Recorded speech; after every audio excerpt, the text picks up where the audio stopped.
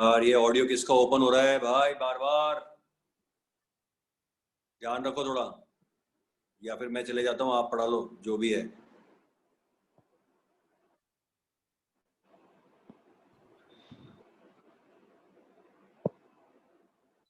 तेरा audio open हो रहा है क्या? बार बार ध्यान रख यार।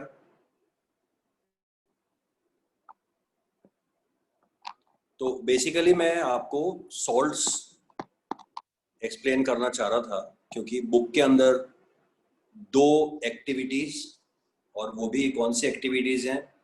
डू इट योरसेल्फ वाली, जो कि बच्चे करते ही नहीं है। क्यों साहब, हम क्यों करेंगे? तो वो काम मैं आपके लिए थोड़ा सा हल्का कर रहा हूँ। And for the reference I am using this only because आपको जितनी इंफॉर्मेशन चाहिए, जो आई एम सॉरी बच्चों, मैं एडमिशन भी साथ साथ दे रहा हूँ, इसलिए थोड़ा सा इंटरप्ट हो रहा है बीच बीच में। तो सॉर्ट से रिलेटेड जितनी भी इंफॉर्मेशन आपको चाहिए वो मैंने असेंबल कर दिए एक साथ। अगर आपने, अब तो एक दिन हो चुका है तो आपने नोट्स देख लिए होंगे, नहीं भी देखे होंगे तो कोई बात नहीं, मैं पढ़ा देता हूँ। तो बुक में है नहीं, और आप अगर किसी और किताब में उलझेंगे तो उसमें हो सकता है कि कुछ अननेसेसरीली ज्यादा या कम दिया हुआ हो। तो जितना आपको जरूरत है 10th क्लास के अंदर सॉल्ट्स के बारे में जानने की, based on activities and the info and the questions and the exercises given in your syllabus textbook, उससे 10-20% ज्यादा जो है वो मैंने अपने नोट्स में असेंबल करने की कोशिश की है। I have tried to make them very short and sweet as well as complete. ये मैं आपको पहले ही कह चुका हूं कि मेरे जो नोट्स में आपको भेज रहा हूं वो सिर्फ ये है कि इंफॉर्मेशन को स्ट्रीमलाइन करके दे रहा हूं। नोट्स को आप ये सोच के मत पढ़िएगा कि ये चीजों को शॉर्ट करके लिखा हुआ है, ऐसा नहीं। The complete info of acids, bases and salts is there. एक बार फिर से बता रहा हूं क्योंकि अभी चैप्टर फिनिशिंग पर आ चुका है। तो आप उनको पूरा पढ़िए और सिर्फ टेक्स्ट बुक की रीडिंग लगाइए।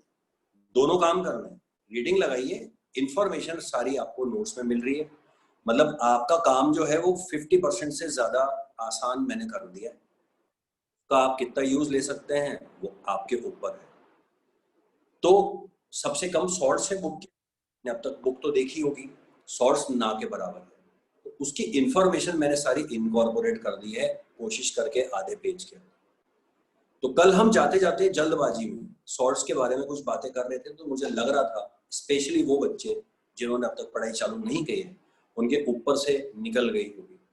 तो आज मैं उसी पर फोकस कर रहा हूँ। एंड आई एम होपिंग कि नोट्स कुछ लोगों ने कॉपी किए होंगे, कुछ ने पढ़े होंगे, तो मैं उन्हीं को रेफरेंस की तरह आपको रीड करके बता रहा हूँ। तो आप उसको आराम से जो रिवीजन है उसका वो कर सकते हैं, क्योंकि मैं आपको सारा डेटा दे चुका हूँ। तो देखिए उसमें सबसे पहले मैंने क्या समझाया। मैंने उसमें सबसे पहले आपको समझाया कि सॉल्ट्स होते क्या। तो कल भी मैं एक्सप्लेन कर रहा था, एक बार दोबारा ढंग से समझा देता हूँ। देखिए होता क्या है कि एसिड और बेस के बीच में न्यूट्रलाइजेशन रिएक्शन होता है, कल समझाया था मैंने। और एसिड में आपको पता है H होता है, और हाइड्रोक्साइड में आपको पता है बेस में OH होता है। तो आप अगर किसी भी एसिड और किसी भी बेस को, अब मेरी बात को अगर पूरी तरह समझना है तो आपको कॉमन जो एसिड्स हैं उनके नाम फॉर्मूले, HCl, H2SO4, कल भी बार बार बोल रहा था।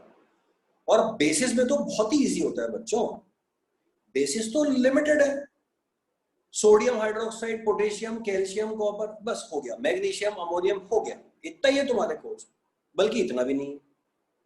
एसिड्स में जरूर थोड़ा सा ठीक है कि फॉर्मूला याद करना पड़ता है। HCl, H2SO4 सबको याद होता है, HNO3 सबको याद होता है। ये तीन क्यों याद होते हैं? क्योंकि यही तीन मेजर एसिड्स हैं, स्ट्रॉन्ग मिनरल एसिड्स। जो थोड़े हल्के हैं H3PO4 थोड़ा मॉडरेट है, H2 और उससे नीचे वाले और हल्के हैं H2SO3 वगैरह वगैरह, CH3COH सबसे हल्कों में आता है।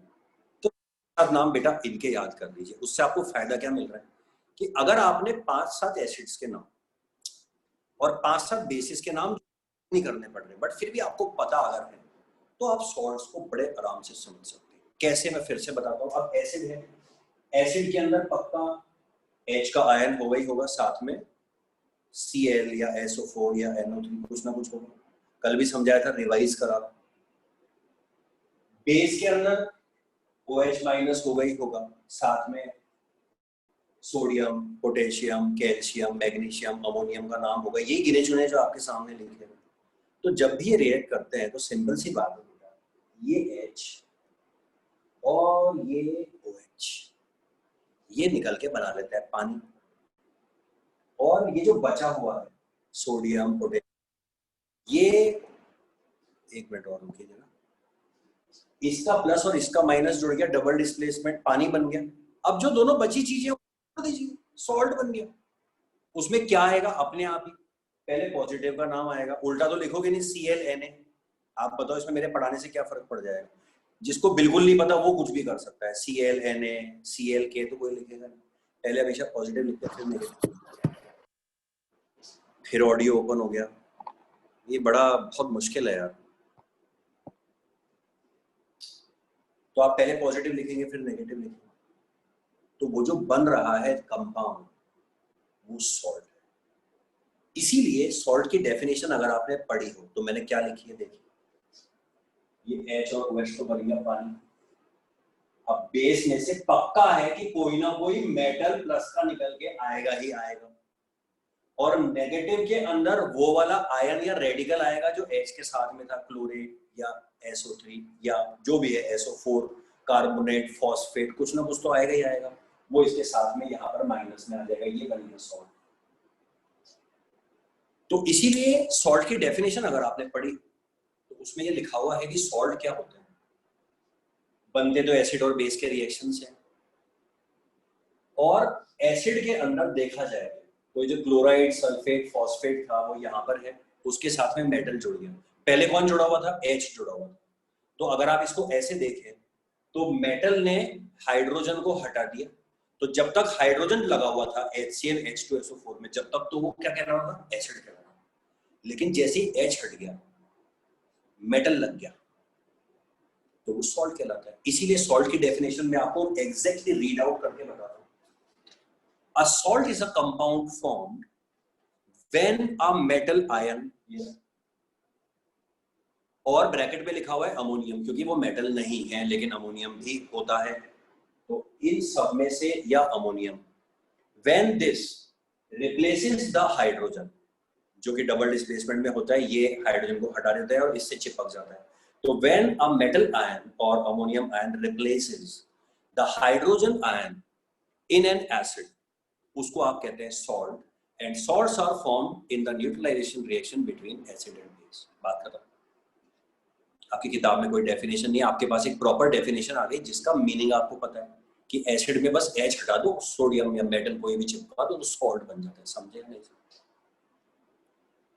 अब आपको एक्टिविटीज अगर आपने देखी हो, डू इट योरसेल्फ फरी, तो उसमें सब चीजें लिखी है, फैमिली बताओ, पेरेंट बताओ, समझाया कहीं नहीं है, तो मैंने आपको एक्सप्लेन कर दिया। मैंने एक टेबल बनाई है इसके अंदर जिसमें मैंने ऊपर लिखा है naming and examples of salts, acid और बेस उसके पेरेंट के नाम लिखे हैं।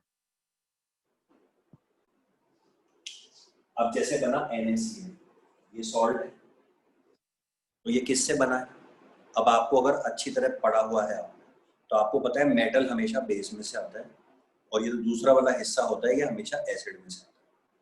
तो आपको अगर नाम याद है तो आपको पता है Cl किस में से आता है? HCl में से। सोडियम किस में से आता है? सोचने की जरूरत ही नहीं है, सोडियम हाइड्रोक्साइड में से। कल भी मैं यही समझा रहा था कि अगर पढ़ो तो कुछ भी नहीं है, या सोडियम है तो सोडियम हाइड्रोक्साइड में से आएगा, पोटेशियम पोटेशियम हाइड्रोक्साइड में से आएगा, कैल्शियम कैल्शियम हाइड्रोक्साइड में से आएगा, मैग्नीशियम मैग्नीशियम हाइड्रोक्साइड में से आएगा, अमोनियम अमोनियम हाइड्रोक्साइड में से। इसको तो याद ही नहीं करना। तो इससे पता लग जाता है कि इसमें बेस कौन सा इस्तेमाल हुआ है, और इससे पता लग जाता है इसमें एसिड कौन सा इस्तेमाल हुआ है। अब जैसे ये NaCl है, ऐसे है Na2CO3, तो Na तो पक्का है NaOH में से आया होगा, बेस में से, और CO3 अब आपको एसिड याद कर लीजिए कौन सा है, वही 5-6 में से H2CO3 कार्बोनिक एसिड आपको मिल जाएगा। अब आप बताइए नोट्स के अंदर, एक मैं खुद देख सकता हूं नोट्स में 1 2 3 4 5 6 7 4 6 8 9 एग्जाम्पल्स मैंने दिए। और घूम फिर के ये 9 ही है, समझ लो आप कोर्स में। कोई इक्का दुक्का रह गया होगा तो वो इन्हीं में से कोई ना कोई।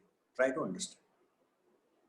तो सॉल्ट में एक पेरेंट एसिड होता है और एक पेरेंट बेस होता है, जिसको आप रिवर्स ऑर्डर में पता लगा सकते हैं। अब क्वेश्चन ऐसे ही आएगा आपके सामने, जैसे इसमें से मैं कोई सा भी नाम ले लेता हूँ। अब जैसे आपसे पूछ लिया कि हाँ भाई 2 तो मैंने लिखी दी है, और लिख देता हूँ कोई, जैसे मैंने लिख दिया अमोनियम क्लोराइड। अब अगर आप पढ़ के गए हैं, ध्यान देख मिनट यार, एक बार मैं कंप्लीट कर लूँ भाई। ये बाकी लोगों के क्या है कि बहुत मुश्किल है बुद्धि में घुसाना। सर आंसर देना है।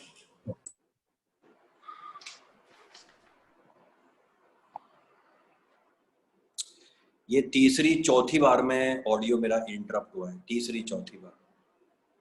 अब जो भी है वो करेक्ट तो कर रहा है अपने आप को, बाकी बच्चों को उसका नाम दिखाई दे रहा होगा। मैं 1 सेकंड में, मैं डालना नहीं चाहता उसको धर्म संकट में, इसीलिए प्लीज मत करो, ध्यान रखो अपने फोन का, ठीक है।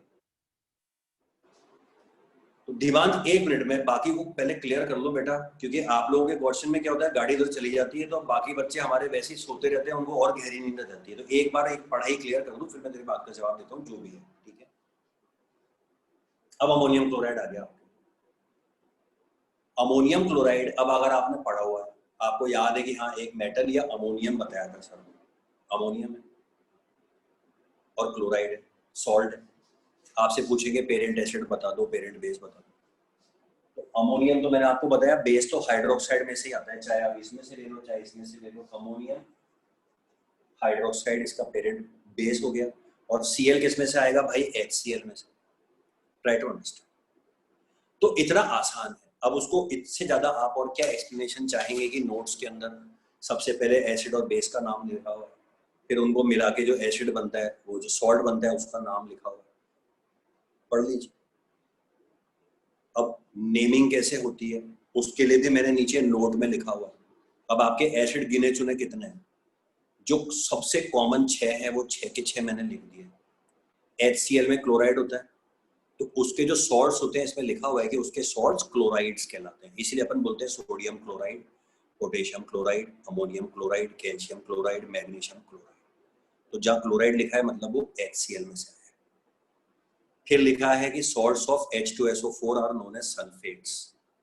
तो sodium sulphate, magnesium sulphate, calcium sulphate, potassium sulphate, ammonium sulphate, sulphate sulphate sulphate. SO4 देख के आपको पता लग जाएगा H2SO4 में से।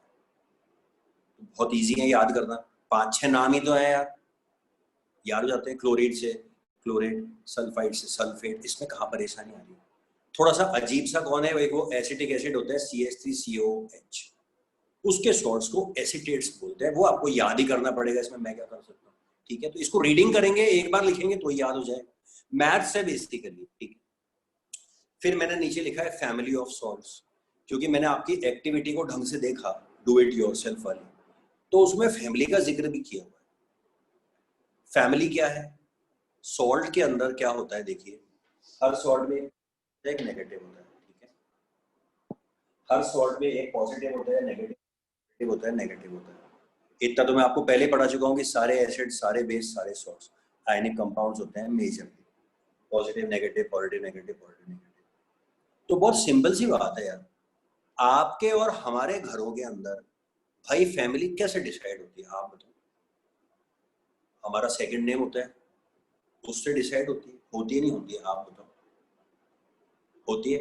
2 शर्मा जी मिल गए, same family, same class, same caste. तो सॉर्ट्स में फैमिली कैसे डिसाइड होती है, सॉर्ट्स में दोनों से होती है। यानी कि अगर 2 में नेगेटिव आयन सेम है, अब जैसे अभी इसमें मैंने अभी कुछ लिखा हुआ नहीं है, एग्जाम में ये लिखा हुआ, देखो आपको इससे दिखा, जैसे ये दोनों लिखे हैं।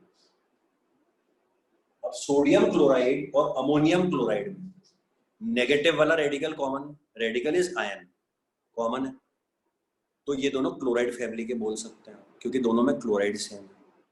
अब आमतौर पर केमिस्ट्री में क्या होता है कि फैमिली एक ही तरह से डिसाइड होती है, लेकिन सॉल्ट में क्या है कि 2 तरह से डिसाइड होती है। अगर पॉजिटिव सेम है तो भी सेम, यानी कि सोडियम क्लोराइड और सोडियम कार्बोनेट। अब इनमें नेगेटिव डिफरेंट है लेकिन पॉजिटिव सेम है। तो इंसानों की तरह से, अब जैसे इंसानों के अंदर दीपक यादव और दीपक चौधरी, वो सेम फैमिली के नहीं कहलाएंगे, क्योंकि उनका फर्स्ट नेम कॉमन है, उससे कोई फर्क नहीं पड़ता। लेकिन सॉल्ट में उससे भी फर्क पड़ता है। सोडियम क्लोराइड और सोडियम कार्बोनेट सोडियम फैमिली के सॉल्ट्स कहलाएंगे।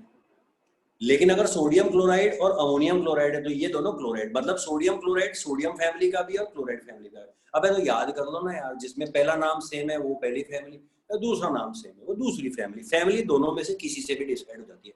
उसको मैंने ये अच्छी तरह से समझा दिया है और एग्जाम्पल भी दे दिया है इसके अंदर। और बाई चांस सोडियम के ही लिखे हुए हैं, NaCl और KCl दोनों में Cl सेम है तो दोनों क्लोराइड फैमिली के हो गए।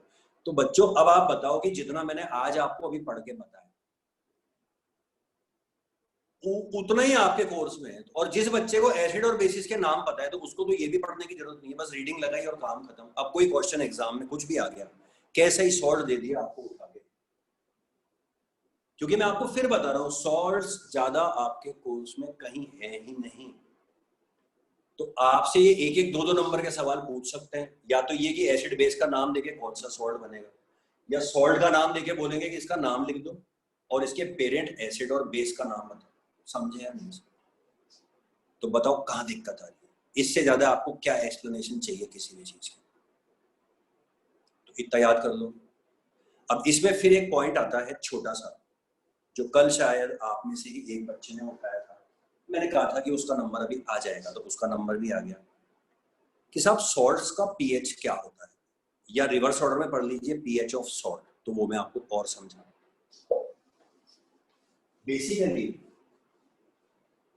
जब मैं आपको पीएच पढ़ा रहा था तब भी मैंने आपको बता दिया था कि इसका भी मैंने नोट बना के भेज तो दिया ही है आपको, 0, 7, 14। तो मैंने आपको बताया था कि पीएच ऐसे नहीं होता है कि जो 7 के नीचे है वो एसिड है। एसिड होते हैं 7 के नीचे, लेकिन 7 के नीचे जो है वो एसिड है, ये बात सही नहीं है। 7 के नीचे जो भी है वो एसिडिक है, भले वो एसिड हो या एसिड जैसी कोई चीज। और 7 के ऊपर बेसिक है। तो बच्चों को तो क्या होता है, बड़ा देखिए क्या होता है, बच्चों की टेंडेंसी होती है छोटी एज से बड़े होते हैं जब, हर चीज को क्लासिफाई करने की आदत होती है, because it is easier on mind. अब पढ़ाई होती इतनी है कि वो याद कर लेते हैं, तो सिंपल होता है बच्चों के, अच्छा ये एसिड है, ये बेस है, ये सॉल्ट है।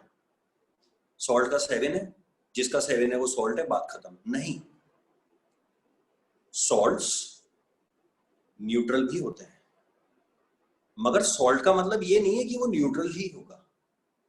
सॉल्ट एसिडिक नेचर के भी हो सकते हैं, सॉल्ट बेसिक नेचर के भी हो सकते हैं, और सॉल्ट परफेक्टली न्यूट्रल भी हो सकते हैं। और इसके बारे में आपकी किताब में जो 4 लाइनें दी हुई है उसमें लिखा हुआ है, तो मैं आपको वो भी समझा देता हूँ। देखिए अभी नोट्स में मैंने उसको डाला नहीं है, मैं अब और डाल दूंगा। बेसिकली होता क्या है कि आप जब एक एसिड और एक बेस को रिएक्ट, जैसे ये रहा एसिड, दोबारा से वही न्यूट्रलाइजेशन रिएक्शन, एसिड और बेस को रिएक्ट कराते हो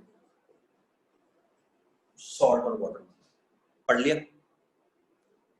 लेकिन आप पहले ही पढ़ चुके हो कि एसिड और बेसिस जो है वो स्ट्रॉन्ग और वीक कैटेगराइज होते हैं, और एग्जैक्टली कितना स्ट्रॉन्ग और कितना वीक है वो आपको अगर कैटेगराइज करना है तो उसके पीएच से पता लग जाता है। जैसे एसिड आपको पता है इस साइड स्ट्रॉन्ग होते जाते हैं, बेस इस साइड स्ट्रॉन्ग होते जाते हैं। अब एक एसिड का पीएच है 1 और एक का पीएच है 2, तो दोनों स्ट्रॉन्ग के कैटेगरी में ही आएंगे, बट स्ट्रॉन्गर इज 1। तो पीएच स्केल एग्जैक्टली बता देती है कि जो दो स्ट्रॉन्ग है उनमें भी ज्यादा स्ट्रॉन्ग कौन है, कितना स्ट्रॉन्ग कौन है। स्केल बन गई, 2 किलो, 1 किलो, 4 किलो, सब भारी है मगर ज्यादा भारी कौन, वो यहाँ पता लग जाता है। तो अगर आप एसिड और बेस को रिएक्ट करा रहे हैं तो सॉल्ट तो बनेगा, लेकिन आपने जिन एसिड और बेसिस को रिएक्ट कराया है उनका पीएच क्या है, क्या वो स्ट्रॉन्ग है, क्या वो वीक है, उस पे जो बनने वाला सॉल्ट है उसका पीएच डिपेंड करता है। कैसे करता है वो बहुत सिंपल कहानी है, आपको लिखते ही समझ में आ जाएगी। और ये इकलौती चीज है जो किताब में बड़ी साफ सुथरी 3 लाइनों में लिखी है, चाहे तो किताब में देख लीजिएगा। देखिए अगर आप एक स्ट्रॉन्ग एसिड और एक स्ट्रॉन्ग बेस को रिएक्ट करा,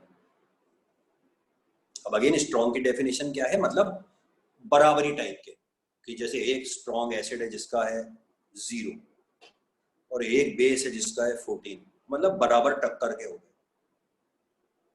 तो अगर आप उनको रिएक्ट करा रहे हैं तो एक बात बताइए, अगर आप दो बराबर की ताकत के लोगों को लड़ाएंगे, दुश्मनी में कराएंगे, तो कोई भारी नहीं पड़ेगा, सिंपल सा कॉन्सेप्ट। या तो दोनों ही जीतेंगे या दोनों ही एक दूसरे को मार के दम लेंगे, दोनों ही एक दूसरे को खत्म करेंगे, बराबर है क्योंकि उनकी स्ट्रेंथ। सेम वैसा ही सॉल्ट्स के अंदर होता है। अब ये केमिस्ट्री के अंदर H और OH आयन से डिसाइड होता है, वो कैसे होता है वो आपको अगले सालों में पढ़ने को मिलेगा। Basically it depends all pH क्या है? pH depends upon the concentration of H+ and OH- ions. तो अगर बराबर बराबर आपने रिएक्ट कराए हैं तो उसमें क्या होता है कि ये आप अगले साल पढ़िएगा कि उसमें दोनों का कॉन्सेंट्रेशन बराबर हो जाता है, तो उनका pH एग्जैक्टली 7 आएगा। यानी कि अब जो सॉल्ट बनेगा, अगर आपने बराबर स्ट्रेंथ और बराबर को करा तो उसका pH जो होगा वो 7 होगा, यानी कि वो न्यूट्रल होगा। pH इज, क्योंकि आपने बराबर टक्कर को लड़ा। या वीक एसिड और वीक बेस को करा दीजिए, दोनों ही वीक हैं तो आप उनको करा दीजिए, 7 pH आएगा, यानी कि वो न्यूट्रल होंगे क्योंकि दोनों एक दूसरे को बराबर खत्म करेंगे। अब अगर आप एक स्ट्रॉन्ग एसिड एक वीक बेस से रिएक्ट कराया है,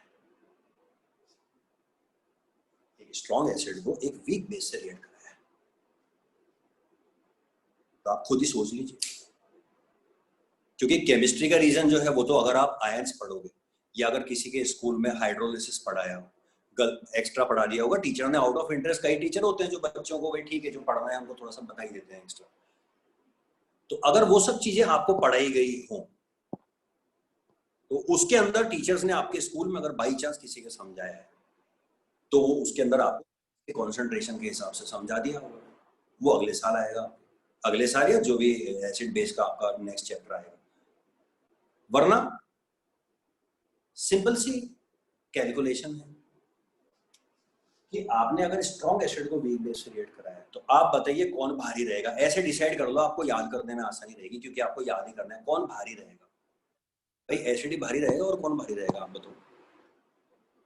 तो जो सॉल्ट बनेगा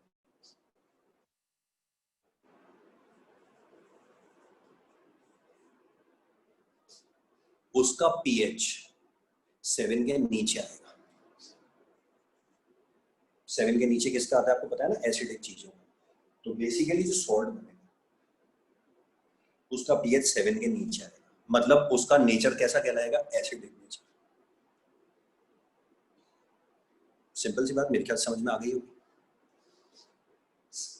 तीसरी कहानी है वो अब आपके अपने आप ही समझ में आ जाएगी। अब आपने वीक एसिड स्ट्रॉन्ग बेस के साथ में, स्ट्रॉन्ग बेस, तो अब की बार बेस भारी रहेगा तो सॉल्ट तो बनेगा, लेकिन वो बेसिक नेचर शो करेगा, यानी कि उसका पीएच जो वो 7 से ऊपर आएगा। तो ये इतनी सिंपल सी गणित है, वो मेरे ख्याल से अब आपको समझ में आ गई होगी। और अगर आप, मैंने लिस्ट बना के भेजी हुई है आपको, अभी तो वो मेरे रजिस्टर में दबी हुई है इसलिए मैं निकालूंगा नहीं, लेकिन आपके पास में उसका फर्स्ट सेकंड पेज अवेलेबल है या मैं निकाल भी सकता हूँ जरूरत पड़ेगी तो उसमें मैंने थोड़ा सा कैटेगराइजेशन करके दिया हुआ है। अभी मुझे सामने दिखी गई है तो मैं रेफरेंस के लिए उठा रहा हूँ। एक सेकंड रुकिए जरा, एक मिनट। इसमें आपको फर्स्ट पेज पर या सेकंड पेज पर, यस दोनों, जहां मैंने एसिड समझाया है वहां पर मैंने स्ट्रॉन्ग और वीक एसिड्स को अलग अलग लिखा हुआ है। आप उसको रीड करते रहिए, आपको याद हो जाएगी। और बेसिस में अगर आप जाएंगे तो बेसिस में भी मैं चेक कर लेता हूँ, मैंने लिखा ही है, yes strong and weak bases मैंने लिखे हुए। आप उनको पढ़ें तो आपको याद हो जाएगा। कोई एक रीडिंग की जरूरत है बच्चों, एक रीडिंग की जरूरत है और आपको याद हो जाएगा। आप कहेंगे सर कैसे, आप पढ़ के देखना ना एक बार, आपको याद हो जाएगा। तो अगर कभी जरूरत भी पड़े, वैसे तो देखिए आपसे 10th क्लास में कभी भी एक्सपेक्ट नहीं किया जाता है कि आपको कोई भी सॉल्ट दे और आप उसका पीएच बता दो, लेकिन अगर आप पढ़ोगे, आपको स्ट्रॉन्ग और एसिड बेस वीक याद होंगे तो आप उसका पीएच बता पाओगे। अब वो कैसे बता पाओगे वो आप अपने आप बुद्धि लगाओ। आपको एक आइडिया दे देता हूँ, आई होप कि आपसे कोई पूछेगा नहीं, लेकिन एक आपको आइडिया दे देता हूँ। कि कोई भी सॉल्ट है, आपको पता है उसमें से आप उसका एसिड और उसका बेस, तो पेरेंट पहचानना मैंने बता ही दिया, आप पेरेंट पहचान लेना। और अगर आपको स्ट्रॉन्ग और वीक याद है कौन कौन है, तो आप खुद ही डिसाइड कर लेना। अगर उसका पेरेंट एसिड स्ट्रॉन्ग में आता है और पेरेंट बेस वीक में आता है, तो आप खुद ही बता सकते हो कि उसका नेचर एसिडिक होगा। बताइए मैं गलत कह रहा हूँ? आप कोई भी एग्जाम्पल ले लीजिए, छोटा मोटा एक आध एग्जाम्पल दे दो आप। जैसे NaCl का कहते हैं साहब पीएच परफेक्ट 7 होता है, क्यों होता है? NaCl, Na आपको पता ही है बेस कहाँ से आया है, सोडियम हाइड्रोक्साइड से। Cl आपको पता है कहाँ से आया है, HCl से। स्ट्रॉन्गेस्ट एसिड और स्ट्रॉन्गेस्ट बेस है, ये पढ़ने वाले को लिस्ट में साफ देख के पता रहता है। तो जब स्ट्रॉन्ग भिड़े तो NaCl न्यूट्रल ही आएगा, 7 ही आएगा।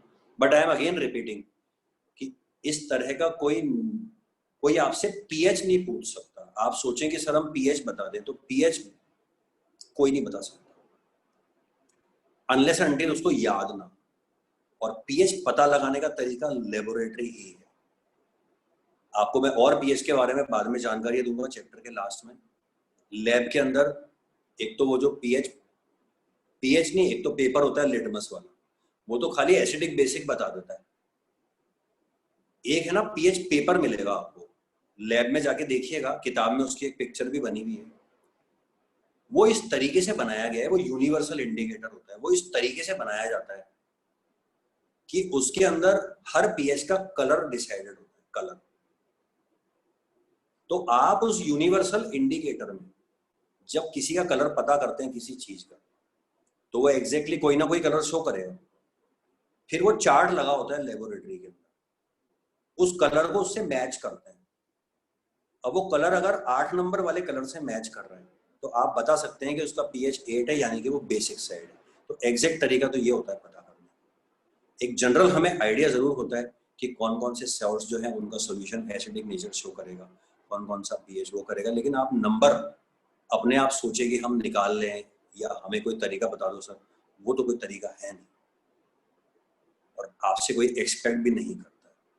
तो बच्चों, जितना मैंने आपको बताया है वो मोर देन सफिशिएंट है और मैंने बहुत इजी करके बताया है, ऐसा मुझे विश्वास है। आपको तो पता नहीं क्या लग रहा होगा, बट मैंने इससे ज़्यादा सिंप्लीफाई और करके मैं आपको नहीं समझा सकता। तो this is all about salts. अब मुझे एक बार टॉपिक्स देखने पड़ेंगे कि कुछ बाकी तो नहीं रह गया, तो let me just recollect everything और उसमें से अगर कुछ होगा तो ठीक है, और नहीं तो फिर हम जो एक ही टॉपिक बाकी बचा हुआ है और वो है आपका रिएक्शंस का, वो हम पढ़ लेंगे। तो मैं एक बार देख लेता हूँ मेरे ही नोट्स को कि इसमें से कोई टॉपिक बाकी तो नहीं रह गया। देखिए, एसिड्स मैंने आपको बता दिया, स्ट्रॉन्ग वीक मैंने आपको समझा दिया, ऑर्गेनिक और मिनरल मैंने बीच में एक बार बोला था, बट वैसे आपको बता देता हूँ ऑर्गेनिक और मिनरल एसिड्स में फर्क। मिनरल एसिड्स जो मिनरल्स के बनते हैं, HCl, HNO3 स्ट्रॉन्ग वाले जो बनाए जाते हैं, और ऑर्गेनिक एसिड्स जो नेचुरली पाए जाते हैं, जिसकी लिस्ट आपकी किताब के अंदर भी, वो देख लीजिएगा। हो गया, एसिड्स पूरा हो गया। मैंने इजी करने के लिए जनरल प्रॉपर्टीज लिखी हैं, वो आप पढ़ेंगे तो आपको अब सब समझ में आ जाएगी। सार टेस्ट होता है, मैंने बोला नहीं हो तो कोई बात नहीं, याद तो करना ही है आपको। ब्लू लिटमस को रेड में करता है, मैं आपको पहले बता चुका हूँ। एसिड सॉल्यूशन इलेक्ट्रिक कंडक्ट करता है, बहुत डिटेल में समझा चुका हूँ। बेस को न्यूट्रलाइज करता है, रोज ही पढ़ रहे हैं, अभी भी पढ़ रहे हैं, बोर्ड पे पीछे भी यही लिखा हुआ है। कोरोसिव नेचर होता है, ये भी मैं आपको बता चुका हूँ, बट कंपाइल करके लिख दिया है ताकि आपसे कुछ मिस ना हो। कॉन्सेंट्रेटेड और डाइल्यूट एसिड की डेफिनेशंस वगैरह सब इसमें लिखी हुई है, मैं पढ़ा चुका हूँ। डाइल्यूट करते वक्त जो एसिड में एसिड में वाटर कभी नहीं डालना चाहिए, वाटर में एसिड डालना चाहिए ड्रॉप बाय ड्रॉप, वो सब लिखा हुआ है। बेसिस मैंने पढ़ा दिए हैं, जनरल प्रॉपर्टीज पढ़ा दी हैं। हाँ, एक मैंने इसमें लिस्ट ऑफ इंडिकेटर्स बना के दी है 2nd नंबर के पेज के ऊपर। बच्चों, इसको आप याद कर लीजिएगा, क्योंकि ये 3 जो है, ये 3 इंडिकेटर्स होते हैं। इंडिकेटर्स और भी बहुत सारे होते हैं, बट ये सबसे पहले तो लिटमस होता है, उसके बाद में मिथाइल ऑरेंज और फिनोफ्थलीन, ये 3 इंडिकेटर्स होते हैं। उनकी आपको मैंने लिस्ट बना के दे दी है। कौन किसका कलर चेंज करता है वो मैंने इसमें साफ साफ लिख के दे दिया है, ये आपको याद करना है। मैं आपको ऑनेस्टली बोलूं तो मैं हर बार कलर बोल, क्योंकि अब कलर तो कैसे याद रखे इंसान, बड़ा मुश्किल हो जाता है याद रखना, तो आपको तो याद करना ही करना है। आप भले ही टेस्ट देके भूल जाइएगा, लेकिन एसिड मिथाइल ऑरेंज में और फिनोल्फ्थालीन में क्या कलर देता है या नहीं देता है या कलरलेस देता है, वो सब मैंने इसमें लिख दिया है। और आगे नोट्स के अंदर कुछ जरूरी चीजें भी मैंने लिख दी हैं जो किताब में मिसिंग है, कि एक्चुअल में लिटमस का कलर क्या होता है, एक्चुअल में मिथाइल ऑरेंज का कलर क्या होता है, एक्चुअल में फिनोल्फ्थालीन का कलर होता ही नहीं है, वो कलरलेस होता है। तो ये छोटा सा जो नीचे एक नोट मैंने बनाया है, इसको याद कर लीजिएगा, ताकि आधा एक नंबर में कोई क्वेश्चन आए तो आप उसका जवाब दे सकें। सॉल्ट्स मैंने आपको पूरा समझा ही दिया है, लास्ट का टॉपिक मैंने आपको पूरा समझा ही दिया है। तो अब एक काम करते हैं, now let's move on to the reactions. Last में आपको फिर एक दो छोटे छोटे कुछ और टॉपिक, अगर कुछ लगेगा मुझे कि समय ज्यादा नहीं हुआ है तो मैं आपको और समझाता हूँ, जो आपकी किताब से थोड़ा थोड़ा कुछ कनेक्शन रखते हैं।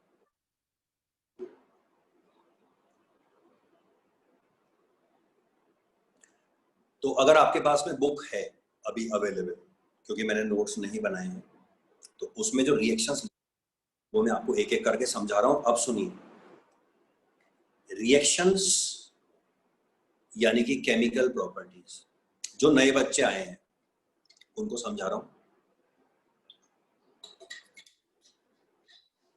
बाकी बच्चों को मैंने शुरू में समझा दिया था कि केमिस्ट्री के अंदर जब भी आप कोई नई कैटेगरी ऑफ कंपाउंड्स पढ़ते हैं, कंपाउंड्स या एलिमेंट या व्हाटएवर सब्सटेंस अगर आप केमिस्ट्री में पहली बार पढ़ते हैं, तो उसमें सबसे पहले दो चीजें आती हैं, फिजिकल प्रॉपर्टीज और केमिकल प्रॉपर्टीज। जैसे आपके कोर्स में है एक मेटल्स और नॉन मेटल्स, तो आप सबसे पहले क्या पढ़ेंगे, मेटल्स और नॉन मेटल्स की फिजिकल और केमिकल प्रॉपर्टी। फिजिकल प्रॉपर्टीज क्या होती है आप जानते हैं, आई थिंक जानते ही हैं। फिजिकल प्रॉपर्टीज में खाली फिजिकल चीजें बताई जाती हैं। केमिकल प्रॉपर्टीज का मतलब होता है कि वो चीज दूसरों के साथ में कैसे केमिकली रिएक्ट करती है। तो जिन लोगों ने मेटल्स नॉन मेटल्स स्कूल में पढ़ लिया उनको ध्यान होगा कि मेटल्स की केमिकल प्रॉपर्टीज हैं ढेर सारी, कि मेटल्स ऑक्सीजन से कैसे रिएक्ट करते हैं, पानी से कैसे करते हैं, एसिड से कैसे करते हैं, और अब आपने देख लिया एक मेटल दूसरे मेटल के सॉल्ट के साथ कैसे करता है। ये 4 रिएक्शन आपके कोर्स में चाहो तो भी चेक करना है। ऐसे ही आप कार्बन कंपाउंड पढ़ोगे तो आपको पहले बताएंगे कार्बन कंपाउंड ये होते हैं, वो होते हैं, इनकी ये फैमिली होती है, फिर आ जाएगा हर फैमिली की फिजिकल प्रॉपर्टीज और केमिकल प्रॉपर्टीज। फिर आप उस फैमिली के एक मेंबर को उठाओगे कि नहीं सर अभी तो पूरी फैमिली हो गई, एक मेंबर उठाओ। फिर पढ़ाई होगी उस मेंबर की फिजिकल प्रॉपर्टीज और केमिकल प्रॉपर्टीज। अब क्योंकि आप 10th क्लास में हो तो आपको ये सब कम झेलना पड़ेगा, अगले साल केमिस्ट्री में आपको हर पेज पे हर चीज पे ये झेलना पड़ेगा। आज आप मेटल्स की पढ़ रहे हो, कल आपको अलग से एक एक मेटल की पढ़नी पड़ेगी। आज आप जनरल कार्बन कंपाउंड की पढ़ रहे हो, आपको हर फैमिली की पढ़नी पड़ेगी और हर फैमिली के हर मेंबर की पढ़नी पड़ेगी जैसे जैसे क्लास आगे बढ़ती जाएगी। तो केमिस्ट्री की शुरुआत ही यहीं से होती है। अब जैसे आपने अभी पढ़ा एसिड बेसिस एंड सॉल्ट्स, अब अगर आप सीनियर क्लासेस में होते तो आपको हर एसिड की अलग अलग पढ़ाई जाती, जो कि पढ़ाई जाएगी हर बेस की और बहुत सारे सॉल्ट्स की। अब क्योंकि आपको जस्ट इंट्रोड्यूस किया जा रहा है चीजों के लिए, तो आपको केमिकल प्रॉपर्टीज के नाम पे एसिड और बेसिस के कंबाइंडली जो 2-4 इनको अच्छे अच्छे रिएक्शन लगे उनको केमिकल प्रॉपर्टी में डाला गया है। तो मेरे ख्याल से अब नए बच्चे भी समझ गए होंगे कि फिजिकल प्रॉपर्टी और केमिकल प्रॉपर्टी में क्या डिफरेंस होता है। When you study the physical properties of a category or a family or a single compound or a metal or non-metal anything, तो आप उसके फिजिकल नेचर के बारे में पढ़ते हैं, solid, liquid, melting, boiling, colour, ये वो, टेक्सचर, जो भी है। और जब आप उसकी केमिकल प्रॉपर्टीज पढ़ते हैं तो व्हेन यू से केमिकल प्रॉपर्टीज, या आपको कोई कहता है कि बताइए ये मेटल है एक्स, ये कंपाउंड है एक्स, ये फैमिली है एक्स, इसकी केमिकल प्रॉपर्टीज बताइए, तो उसमें लाइन से रिएक्शन लिखे होते हैं। वन, ये इसके साथ ऐसे करेगा, उसके साथ ऐसे करेगा। एक्स की प्रॉपर्टीज कैसे पढ़ाई जाएगी, एक्स ए के साथ ऐसा करेगा, बी के साथ ऐसा करेगा, सी के साथ ऐसा करेगा। समझे या नहीं समझे? और जैसे जैसे क्लास बढ़ती जाती है केमिकल प्रॉपर्टीज बढ़ती जाती है। अब अगर मैं आपको समझाऊंगा तो आपको शायद समझ में आ जाएगा कि अच्छा सर इसका मतलब आप हमें कुछ ऐसे जनरल केमिकल रिएक्शंस बता रहे हो जिनमें एसिड्स और बेसिस इन्वॉल्व होते हैं। Am I right? Now are you getting my point? अब जब मैं आपको रिएक्शन समझाऊंगा तो रिएक्शन आपको पता है बेसिकली याद करने के होते हैं, लेकिन हर याद करने की चीज में अगर आप कुछ कुछ समझना भी चालू कर तो आपके लिए वो याद करने का प्रोसेस बहुत इजी हो जाता है। तो मैं एज मच एज पॉसिबल उन रिएक्शंस को जस्टिफाई करके आपको समझाने की कोशिश करूंगा तो आपको याद रह जाएंगे। जैसे let's start with now, text book में अपन देख लेते हैं अपने कौन कौन से रिएक्शंस हैं। एक तो मैंने आपको ऑलरेडी पढ़ाई दी है, ये है आपका एक तो केमिकल प्रॉपर्टीज में ही सब न्यूट्रलाइजेशन रिएक्शन होता है, तो ये तो आप जो जरा डिटेल में पढ़ चुके हैं। और दो चार जो हैं वो एक बार मैं जरा जस्ट एक मिनट दीजिए, मैं टेक्स्ट बुक से देख लेता हूँ, एक मिनट। यस,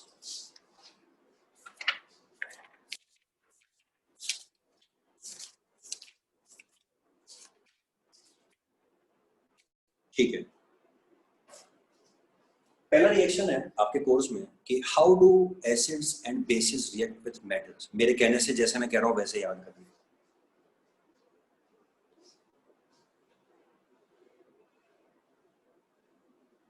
किताब में सब कुछ जम्बल्ड फॉर्म में दिया हुआ है, मैं आपको कोशिश करके उनको नोट्स में वही तरीके से लिख के दे दूंगा, तो आप उनको रीड करेंगे तो आपको बड़ा आराम से याद हो जाएगा। जैसे पहला रिएक्शन है कि मेटल्स और नॉन मेटल्स एसिड्स के साथ कैसे रिएक्ट करते हैं, तो देखिए इसमें दो रिएक्शन हैं।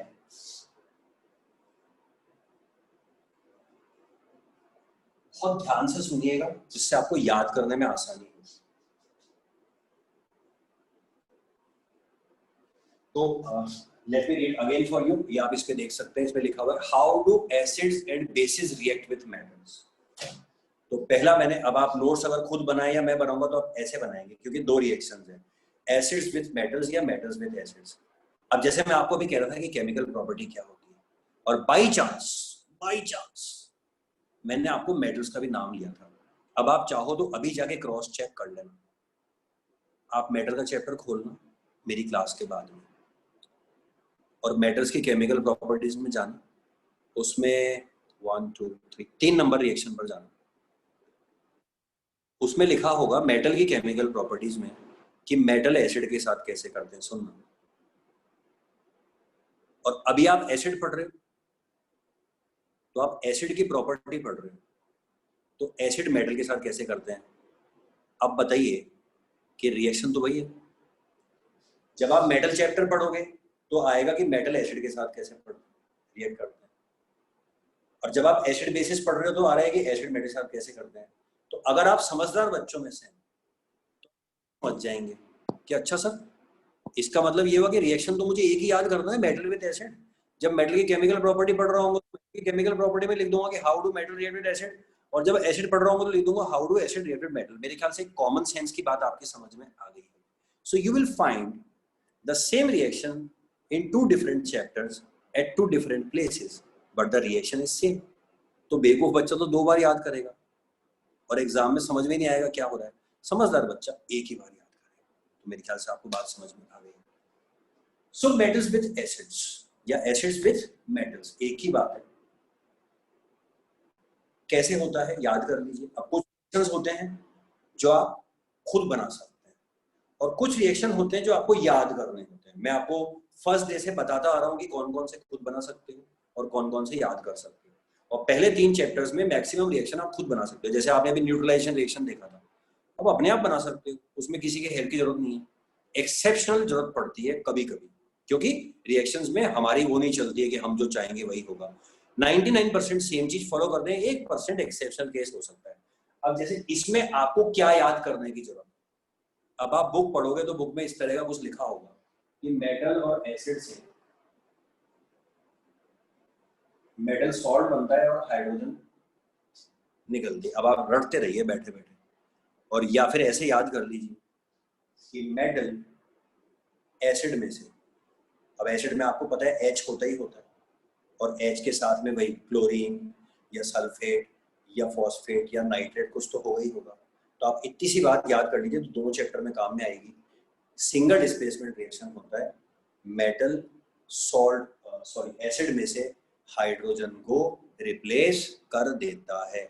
और आज बाई चांस आपने जो अभी सॉल्ट का मैं टॉपिक पढ़ा रहा था याद करिए, क्या उसके अंदर भी एसिड के अंदर याद करिए H को मेटल रिप्लेस कर रहा था या नहीं कर रहा था। और हम पढ़ रहे थे कि जब एसिड में से H हट जाए और मेटल लग जाए तो उसको हम मेटल सॉल्ट बोलते हैं। बस फर्क क्या था कि पिछले वाले केस के अंदर एसिड से H को धक्का मारने के लिए मेटल जो था वो बेस में से निकल के आ रहा था। याद करिए, आज की तो पढ़ाई है। बेस था मान लीजिए सोडियम हाइड्रोक्साइड, एसिड था HCl, आज की पढ़ाई है। और Na आया था और H को हटा के Cl से जुड़ गया था, तो क्या बना था? सॉल्ट। अभी भी वही हो रहा है, बस अब फर्क ये है कि पहले मेटल बेस में से निकल के आ रहा था, अब मेटल खुद ही आप उससे रिएक्ट करा रहे हो डायरेक्टली। तो आप बताओ क्या बनेगा? मेटल सॉल्ट ही तो बनेगा। और अगर मेटल हाइड्रोजन को रिप्लेस करेगा तो निकल के क्या आएगी? हाइड्रोजन ही तो आएगी। पहले क्या हो रहा था? हाइड्रोजन को धक्का मार रहा था, तो हाइड्रोजन को जब ये मेटल आ रहा था तो अपने पीछे OH भी छोड़ के आ रहा था, तो OH H से चिपक रहा था और पानी बन रहा था। और अब क्या है कि अब OH है नहीं, मेटल अकेला है। देखिए एक रिएक्शन लिख के दिखा देता हूं, अभी है टाइम काफी।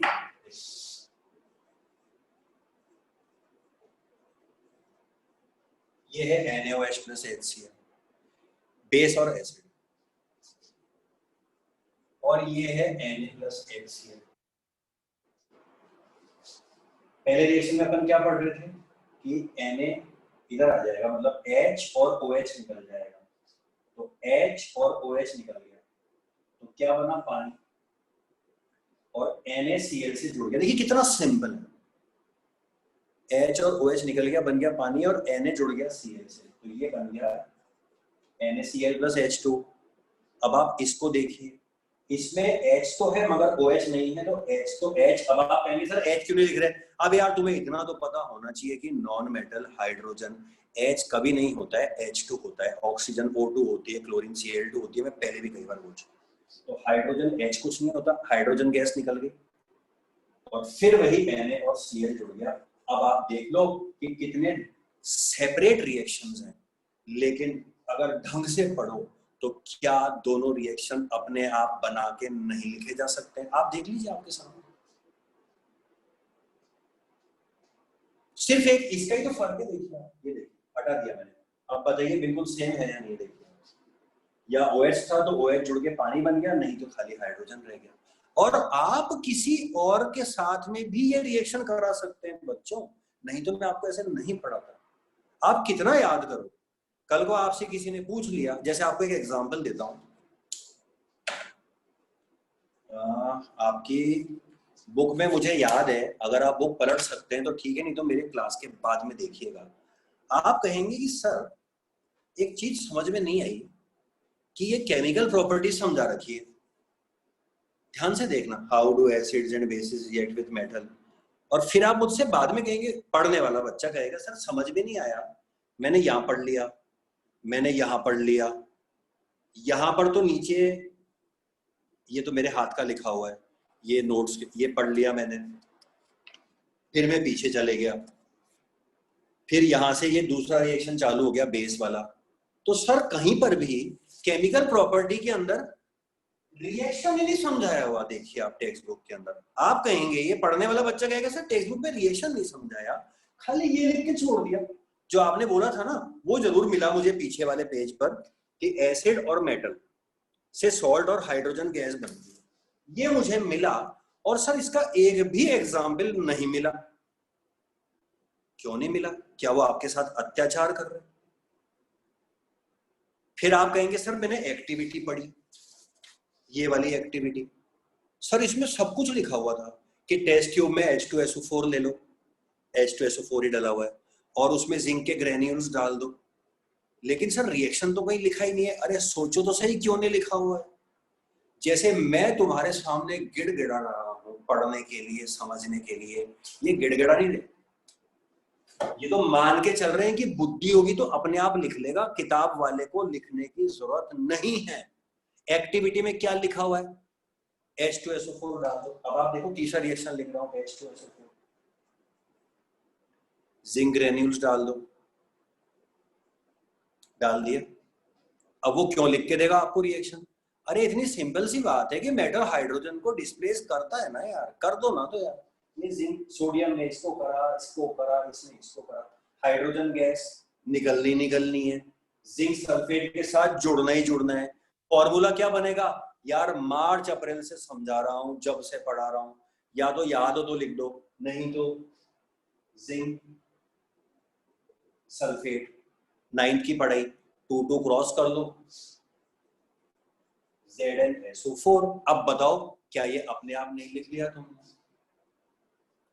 तो बच्चों ट्राई टू अंडरस्टैंड। साइंस को कहते हैं कि साहब पेपर मुश्किल आता है, पेपर उनके लिए मुश्किल होता है यार जो डेफिनेशंस याद कर जाते हैं, खाली बायोलॉजी याद कर गए, डेफिनेशन याद कर गए और सोचने लग गए कि वहां पर डेफिनेशन आ जाएगी। नहीं, वो जो आपसे एक्सपेक्ट करते हैं वो ये पढ़ते हैं। साइंस में वो पता नहीं क्या सोच के चलते हैं CBSE वाले कि साहब बच्चे को बड़ा थोरोली सब चीजें एक्टिव पढ़ के और बड़ा वो करना चाहिए, उस बेसिस के ऊपर देते हैं। और अब आप मेरे ख्याल से इसको पढ़ेंगे तो आपको आराम से समझ में आ जाएगा। और फिर आप एक्टिविटी पढ़ेंगे। अब वो कह रहा है कि ना repeat this activity with acids like HCl, HNO3 and CH3COH। तो एक्टिविटी तो आपको लैब में ही करनी पड़ेगी, लेकिन आपको पता है थ्योरी के पेपर में लैब तो आती नहीं है, पेपर पे करना पड़ता है। तो बच्चों वो कोई भी मेटल दे स्कूल के अंदर, आपको टेस्ट के अंदर कोई भी मेटल दे, कोई भी एसिड दे, यार आप मेटल से हाइड्रोजन को हटा के साइड पटक देना और जो बचा हो उसको मेटल के साथ में जोड़ के लिख देना। फॉर्मूला कैसे बनाते हैं, आयंस की टेबल में आयन क्रॉस करके लिख देना। आप देखो आज का पहला एसिड बेस का न्यूट्रलाइजेशन और ये वाला, बताइए आप अपने आप बना सकते नहीं बना सकते?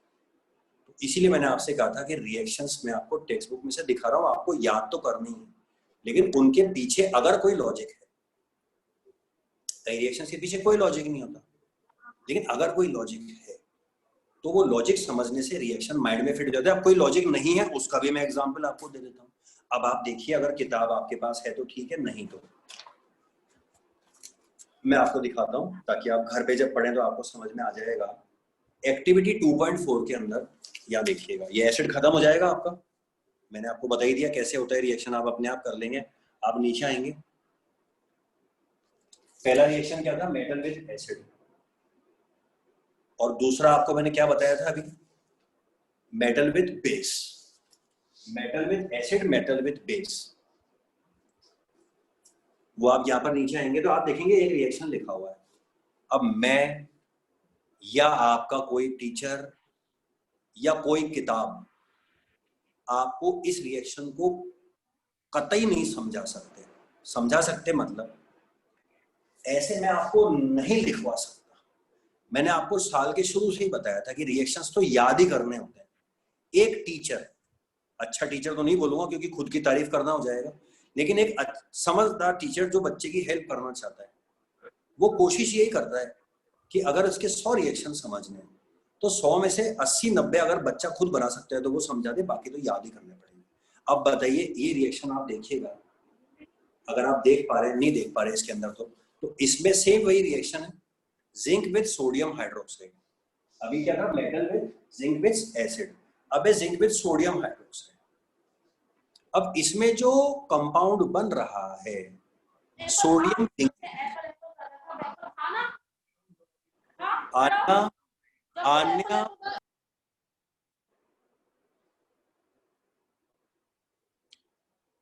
Anya, if you are listening to me, please take care of your phone, please.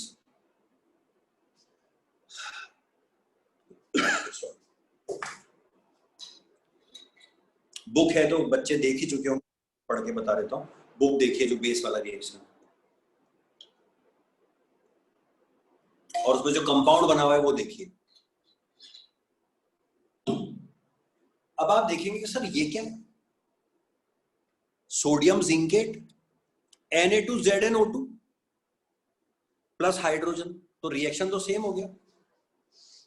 Zinc ने H2SO4 में से भी हाइड्रोजन को हटाया था और NaOH में से भी हाइड्रोजन गैस निकल रही, देख लीजिएगा, मतलब मेटल बेस में से भी गैस को निकालता है। लेकिन मैं आपको उसको पीछे क्यों नहीं पढ़ रहा समझाने के लिए, मैं याद करने के लिए क्यों कह रहा हूँ, क्योंकि सोडियम जिंकेट में अगर आप मेरे से शुरू से पढ़ रहे हैं तो आप अगर देखें तो सोडियम जिंकेट में सोडियम है, जिंक है, दो मेटल हो गए और एक नॉन मेटल हो गया। अब बताइए कि 2 मेटल और एक नॉन मेटल का कंपाउंड, कौन सी फॉर्मूला ऐसा है कि जो मैं आपको सिखा दूं कि जिससे आप उनको भी बना सकें।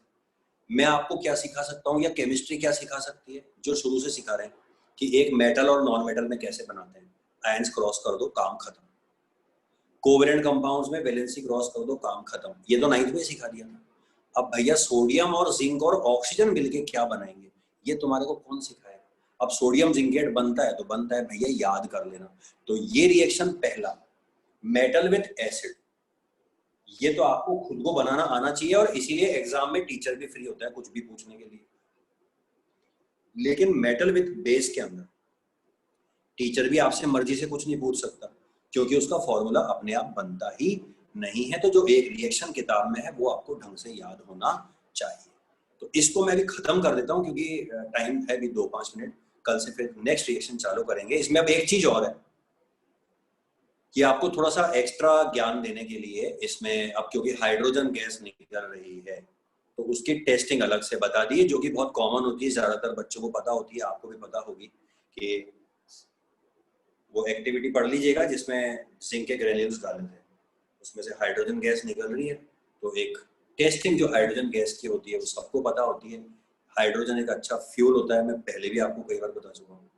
तो उसकी टेस्टिंग ये होती है कि गैस दिखती तो है नहीं, but if you want to detect कि वो जो बबल्स निकल रहे हैं, वो पानी अंदर जो लिक्विड है उसमें तो बबल्स दिखेंगे मगर बाहर तो नहीं दिखेंगे क्योंकि वो रिलीज हो गए। तो आप चेक करना चाहते हैं, कंफर्म करना चाहते हैं, वैसे तो हमें पता है लेकिन टेस्ट होता है केमिस्ट्री में बच्चों को समझाने के लिए कि आप कंफर्म करना चाहते हैं। तो आप अगर उसको जलाएंगे, उसके पास आप माचिस या जो भी है कैंडल लेके जाएंगे, तो it Burns with a pop sound. Pop sound हल्की फुल्की आती है, ज्यादा हाइड्रोजन होगी तो आपको पता है धमाके हो जाते हैं, बट वो हल्की फुल्की नहीं, पॉप साउंड के साथ में बर्न करती चलती है। तो ये इसका टेस्टिंग है। आपसे कभी इसके बारे में कुछ पूछें तो आप बता दीजिएगा। Now the second reaction. अब सुनने में ही बच्चे को टेंशन हो जाती है कि सर ये क्या चीज है, लेकिन मैं आपको इसको भी बिल्कुल इसकी तरह से याद करा दूं, क्योंकि आप अगर देख के पढ़े तो बहुत इजी है। जैसे इसमें सेकंड नंबर का रिएक्शन है, how do metal carbonates and metal hydrogen carbonates react with acids. इसको अपन कल डिटेल में कवर करेंगे कि रिएक्शन क्या होता है, उसमें से क्या क्या निकलता है, उसकी टेस्टिंग कैसे होती है, और अगर एग्जाम में आ गया तो आप अपने आप कैसे बनाएंगे। अगर कुछ और आ गया, कुछ और, जैसे मैंने आपको बताया ये तो कोई भी मेटल कोई भी एसिड दे देंगे, आपको बनाना आना चाहिए। ऐसे ही इसके अंदर भी आपको किसी भी मेटल का कार्बोनेट और एसिड देके पूछ सकते हैं। तो मैं आपको कल उसको रटना सिखवा दूंगा, और जितनी चीजें बता रहा हूँ वो मैं आपको नोट्स में पूरी पूरी कोशिश करके बड़े बड़े तरीके से लिख के भेजूंगा। So that's all for today. और बीच में दिमाग हाथ खड़ा किया था, मैं एंटरटेन नहीं कर पाया, तो कुछ भी मेजर प्रॉब्लम हो तो आप मेरे को आफ्टर 6 o'clock आप फोन करके डिस्कस कर लेना। और कल एक छोटा सा इशू रह गया था, वो जो तुम पूछ रहे थे सी वाटर का और उसका, तो वो जो बात मैंने आपको कही थी वो सही थी, मैंने बाद में कंफर्म कर ली थी। होता तो वही है, हार्ड वाटर होता है, बट जब हम सॉफ्ट और हार्ड वाटर की बातें करते हैं तो वो यूजुअली हम जो नेचुरल जो सी वाटर, ग्राउंड वाटर रिसोर्स पानी आता है, रेन वाटर से आता है, यूजुअली हम उन्हीं को कैटेगराइज करते हैं। समुद्र के पानी की हम बात ज्यादा इसलिए नहीं करते because it is too much hard. There is no use talking about कि कैटेगराइज कि उसको हार्ड वाटर में करें, ये बाद में मैंने कंफर्म कर लिया था। सॉफ्ट और हार्ड वाटर में फिर वो वही आता है कि आपको जो नेचुरल से पानी मिल रहा है उस हार्ड को आप सॉफ्ट कर लो, परमानेंट हार्डनेस है हटा दो, ये कर दो वो कर दो। तो वो एक बात थी जो मैंने आपको और कंफर्म करके बता दी। So see you all in the next class.